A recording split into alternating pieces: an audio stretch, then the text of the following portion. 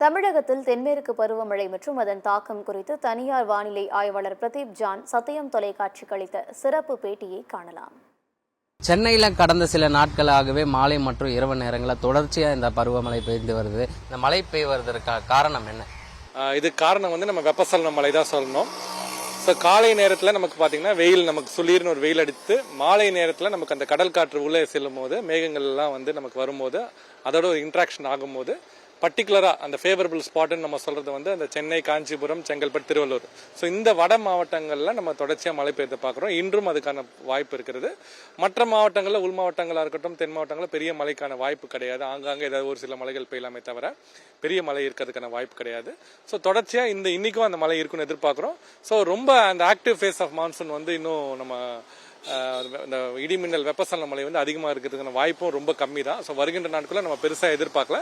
வெப்பம் அது மாதிரி இதே மாதிரி கொஞ்சம் அதிகரித்து காணப்படும். நம்ம சென்னை போன்ற இடங்கள், சென்னை, வெள்ளூர், மதுரை, கடலூர், பாண்டிச்சேரி, தூத்துக்குடி, நெல்லை இந்த மாதிரி மாவட்டங்கள் எல்லாம், திருச்சி உள் மாவட்டங்கள் மற்றும் கடலோர மாவட்டங்களில் வெப்பமும் பார்த்தீங்கன்னா 37-38 டிகிரிக்கு கிட்டே நம்ம இருக்க எதிர்பார்க்கப்படுகிறது. சென்னை மட்டும் இல்லாமல் தூத்துக்குடி, கன்னியாகுமரி மாவட்டத்தில் கடல் சீற்றமா இருக்குது. இது தொடர்ச்சியாக இங்கே மழை பெய்ய காரணத்தினால தான் அங்கே சீற்றமா இருக்குதா? இல்லை, நமக்கு எப்பவுமே தென்மேற்கு பருவமழையில் நமக்கு அந்த சர்ஜ் இருக்கும்போது, நம்ம காற்றின் வேகம் இருக்கும்போது கடல் சீற்றம் அதிகமாக இருக்கும்.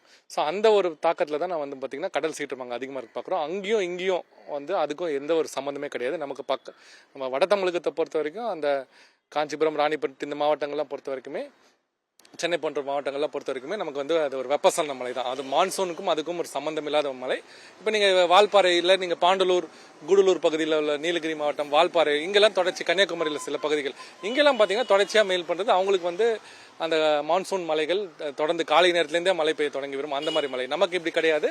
காலை நேரத்தில் மழை இருக்காது, காலையில் நமக்கு வெயில் அடிக்கும், மாலை நேரத்தில் இடி மின்னலோட நமக்கு மழை பெய்யும். ஸோ ரெண்டுமே பேட்டர்ன் வேற. கன்னியாகுமரியோட கடல் சீற்றத்துக்கும் சென்னைக்கும் எந்த ஒரு சம்பந்தமே கிடையாது. வட மாவட்டங்களில் தொடர்ச்சியாக இந்த வெப்ப அலை அதிகரிச்சுட்டு வருது. அங்கே வெப்ப அலை அதிகமாக இருக்க காரணத்தினால தமிழகத்தில் அந்த தாக்கம் இருந்து வருகிறதா? வெப்ப அலைன்னு நம்ம சொல்ல முடியாது. நமக்கு சராசரியே பார்த்தீங்கன்னா நமக்கு வட மாவட்டங்கள், அதாவது வெள்ளூர், திருவள்ளூர், காஞ்சிபுரம், செங்கல்பட்டு போன்ற மாவட்டங்களில் சராசரியே 37.5 டிகிரி நம்ம சராசரி வெயிலுன்னு நம்ம சொல்கிறோம். ஸோ ஜூன் குறைஞ்சிட்டு அப்படியே 35-34 டிகிரி வந்துடாது. ஸோ நமக்கு சராசரியே 37லேருந்து 38 டிகிரி நமக்கு ஜூன் மாதத்தில் எதிர்பார்க்குறோம். ஸோ இப்போ நம்ம ஒரு நாள் தான், நேற்றுக்கு தான் அது மாதிரி அதிகமாக போச்சு. அதுக்கு முன்னாடி வரைக்கும் நமக்கு அந்த கண்ட்ரோலில் நம்ம இருந்தோம். இன்றைக்கும் பார்த்தீங்கன்னா 37 டிகிரி கிட்ட வரைக்கும் நமக்கு வரதை எதிர்பார்க்குறோம். ஸோ நேற்று மாதிரி 38+ போகுமான்ற டவுட் தான். மேலும் 38 வரைக்கும் நமக்கு 37 சம்திங் வரைக்கும் நம்ம போகிறது. ஸோ இது சராசரி தான். இது வெப்ப அலைன்னு நம்ம சொல்ல முடியாது. வெப்ப அலைன்றது சராசரி விட 4.5லேருந்து 6 டிகிரிக்கு மேலே இருக்கும்போது தான் நம்ம வெப்ப அலையை சொல்லுவோம். இல்லை 45 டிகிரி தொட்டால் தான் வெப்ப அலை சொல்லுவோம். ஸோ இதை நம்ம வெப்ப அலைன்னு நம்ம சொல்ல மாட்டோம். இது ஜூன் மாதத்துக்கு சராசரியாக இருக்கிற வெயில் தான். இது ஒரு பெரிய அச்சப்படைய வேண்டிய வெயில் கிடையாது.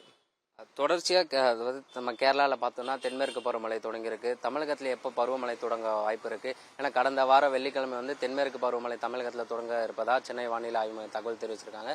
நமக்கு எந்த மாதிரி மழை பாதிப்பு இருக்கு?